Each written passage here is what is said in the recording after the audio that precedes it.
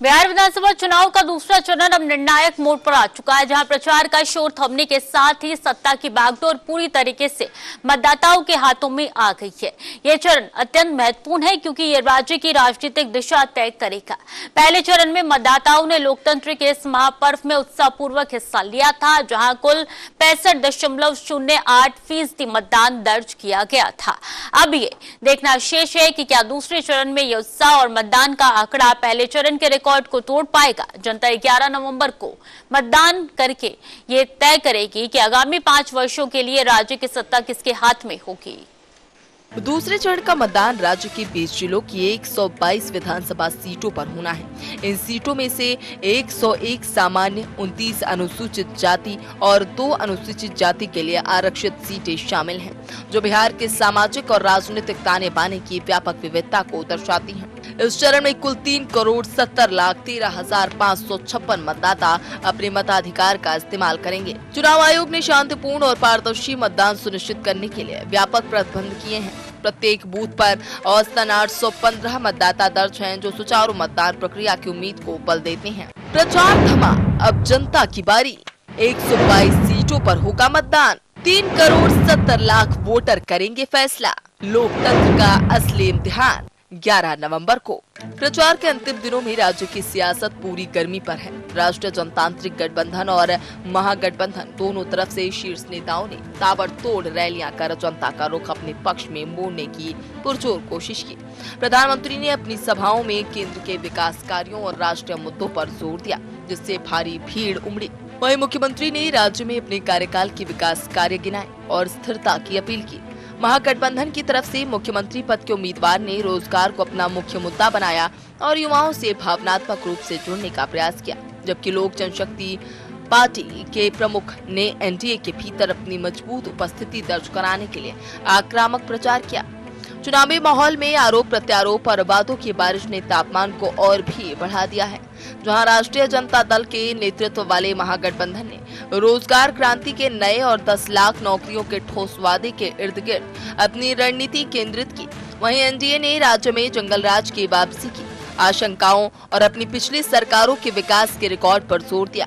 तेजस्वी यादव युवा नेता के रूप में अपनी पार्टी के 143 उम्मीदवारों को मैदान में उतारकर राज्य की सियासत का सबसे बड़ा थ्रो बनकर उभरे हैं। उन्होंने रणनीतिक रूप से खुद को पुराने नकारात्मक साए से बाहर निकालते हुए चुनाव को व्यक्ति बनाम व्यवस्था की लड़ाई में बदलकर युवाओं में आशा की नई लहर पैदा की है। इस चरण में चुनावी मुकाबला कुछ सीटों पर सीधा तो कुछ पर बहुकोणीय होने की संभावना है। कैमूर का चैनपुर, रोहतास का सासाराम और गया शहर जैसी 3 सीटों पर सबसे ज्यादा 22 उम्मीदवार मैदान में हैं, जो इन क्षेत्रों में कड़ी त्रिकोणीय या चतुष्कोणीय लड़ाई का संकेत देती है। इसके विपरीत लौरिया, चनपटिया, रक्सौल, सुगौली, त्रिवेणीगंज और बनमखनी जैसे सीटों पर केवल 5-5 प्रत्याशी चुनाव लड़ रहे हैं, जहां सीधा मुकाबला देखने को मिल सकता है। उम्मीदवारों की ये विविधता बताती है कि प्रत्येक सीट की अपनी अलग राजनीति गतिशीलता है। मतदाताओं की संख्या पर गौर करें तो पुरुष मतदाता 1,95,44,041, महिला मतदाता 1,74,68,572 हैं, जबकि थर्ड जेंडर के 943 मतदाता भी लोकतंत्र के इस पर्व में अपनी भागीदारी सुनिश्चित करेंगे। युवा मतदाता इस चुनाव में निर्णायक भूमिका में दिख रहे हैं। 18 से 29 वर्ष के 84.84 लाख और 30 से 40 वर्ष के 1,04,97,000 वोटर चुनाव का रुख बदलने की क्षमता रखते हैं। इसके अतिरिक्त 7,69,356 पहले बार वोट डालने वाले यानी कि फ्लोटिंग वोटर किसी भी सीट का समीकरण बिगाड़ सकते हैं, क्योंकि उनका झुकाव अप्रत्याशित हो सकता है।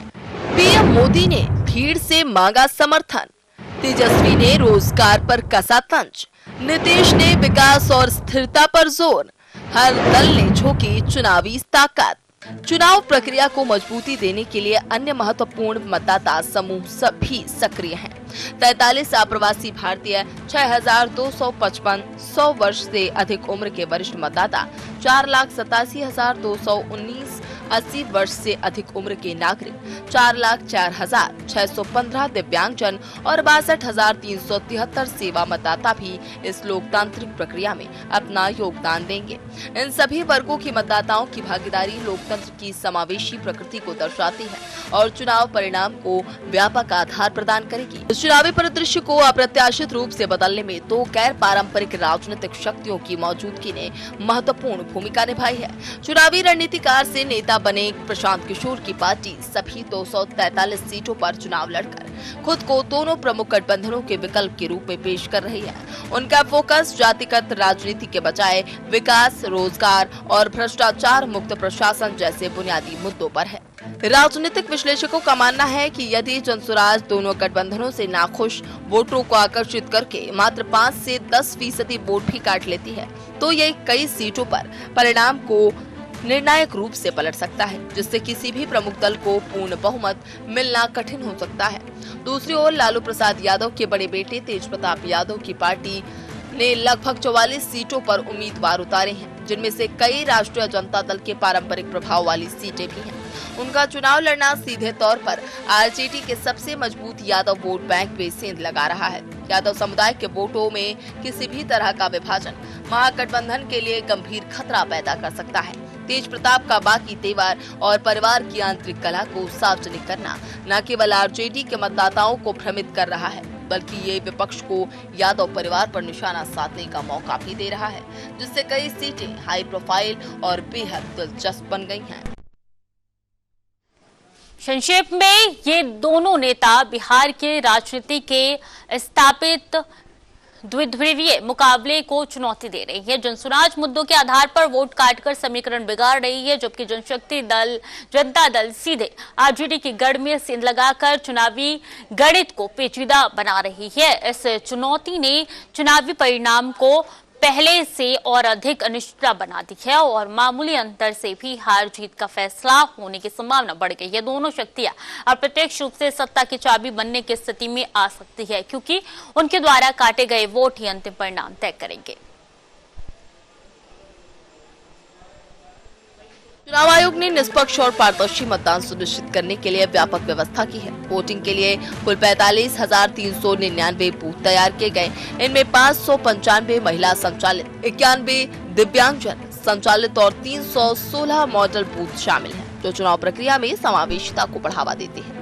इसके अतिरिक्त इस चरण में सभी बूथों पर वेबकास्टिंग की जाएगी, जिससे मतदान प्रक्रिया की निगरानी सीधे की जा सकेगी और उसकी निष्पक्षता सुनिश्चित होगी। प्रशांत किशोर और तेज प्रताप की एंट्री, जनसुराज और जनशक्ति दल ने बदला खेल। आरजेडी के वोट बैंक में सेंध की कोशिश, मामूली अंतर तय करेगा जीत या हार। महागठबंधन ने अपने पारंपरिक MY आधार को सुरक्षित रखते हुए अति पिछड़ा वर्ग और दलितों को टिकट देकर अपने सामाजिक आधार को व्यापक बनाने की कोशिश की है। यह उनकी A to Z की समावेशी राजनीति का प्रमाण है, जिसके तहत वो हर वर्ग को साथ लेकर चलने का दावा कर रहे हैं। वो सीधे तौर पर एनडीए के 3 दशक के शासन को चुनौती दे रहे हैं और चुनावी विश्लेषकों का मानना है कि उनकी ये आक्रामक और विकास केंद्रित अपील न केवल हर सीट पर उनके उम्मीदवारों की राह आसान बना रही है, बल्कि बिहार की राजनीति में एक निर्णायक परिवर्तन की बयार ला सकती है। बिहार विधानसभा चुनाव का दूसरा चरण केवल सीटों का चुनाव नहीं है, बल्कि बिहार के भविष्य के लिए एक निर्णायक जनादेश है। यह चरण, जिसमें 3 करोड़ से अधिक मतदाता भाग लेंगे, ये तय करेगा कि राज्य की बागडोर अनुभवी गठबंधन के हाथों में रहेगी, जो विकास और स्थिरता का दावा करता है, या फिर युवा नेतृत्व के हाथों में आएगी, जो रोजगार, क्रांति और परिवर्तन का वादा कर रहा है। सभी की निगाहें अब 11 नवंबर के मतदान पर टिकी हैं, जिसके बाद ही राज्य की नई राजनीतिक दिशा स्पष्ट हो पाएगी।